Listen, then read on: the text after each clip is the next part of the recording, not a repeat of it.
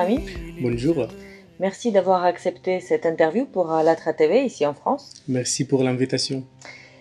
Il y a 3 ans, vous avez enregistré un album magnifique en Allemagne sur le thème de la paix, de l'humanité, de la cohabitation des gens partout dans le monde, indépendamment des frontières, des nationalités, de toute confession. Je sais également que c'est un sujet de prédilection que vous partagez à travers vos chansons, votre musique, et je vous remercie sincèrement. Merci à vous.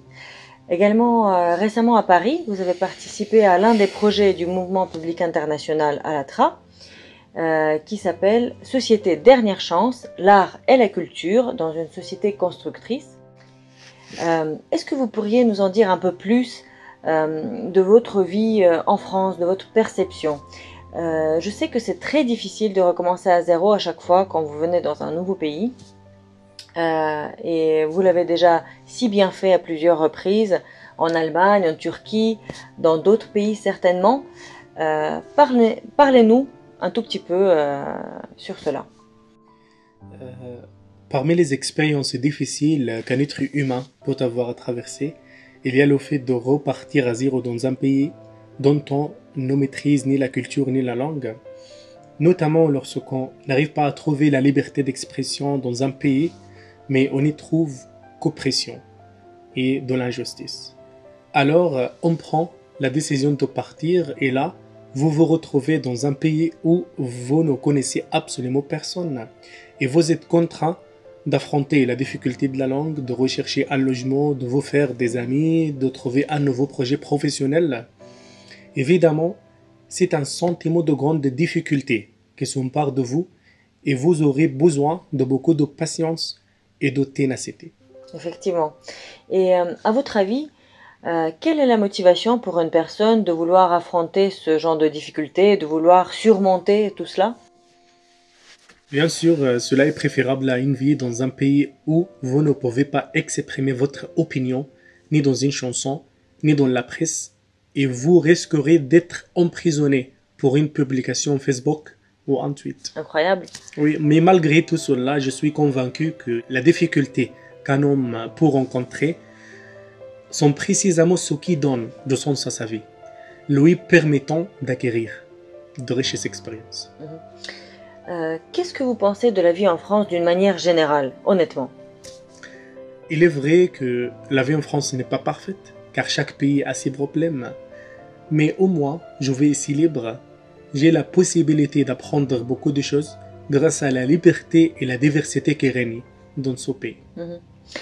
En venant ici en France, est-ce que votre vision des choses a changé? Qu'est-ce qui s'est transformé en vous peut-être? En venant ici, ma vision des choses a changé sur beaucoup de points.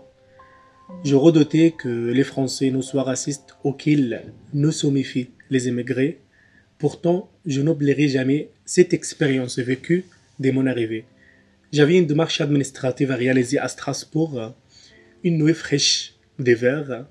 Donc, j'ai pris le train de Paris pour Strasbourg. Je voulais passer la nuit dans une chambre d'hôtel avant d'aller le lendemain matin à la préfecture.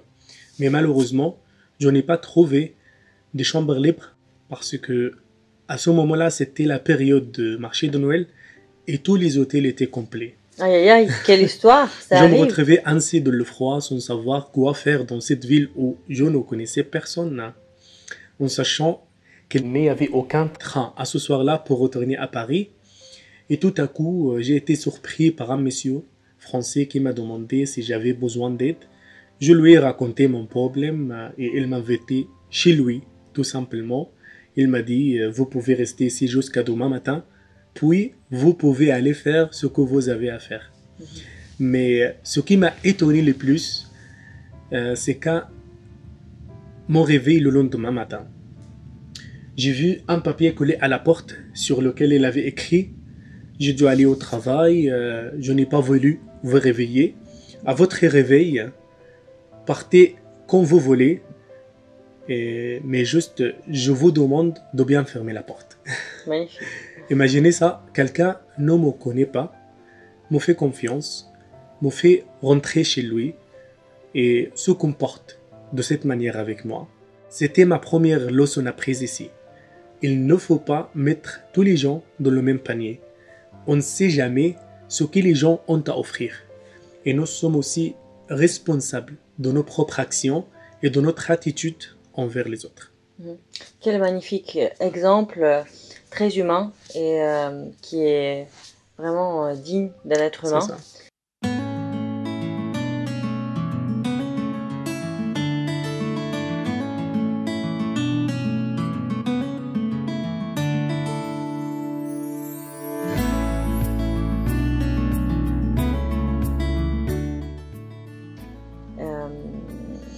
Si vous permettez, je voudrais bien partager un tout petit secret à tous ceux qui vont regarder cette interview. Je sais qu'en ce moment, vous êtes en train d'enregistrer un nouvel album ici en France, avec des chansons en français. La musique, c'est un langage universel qui unit tous les gens partout dans le monde. C'est un langage de l'âme à l'âme, comme on dit. Et votre musique unit les gens. Donc, j'espère. Donc, je vous souhaite en tout cas plein de belles choses, plein de réussites pour vos projets francophones. Merci, vous aussi. Et je vous dis à très bientôt. Merci.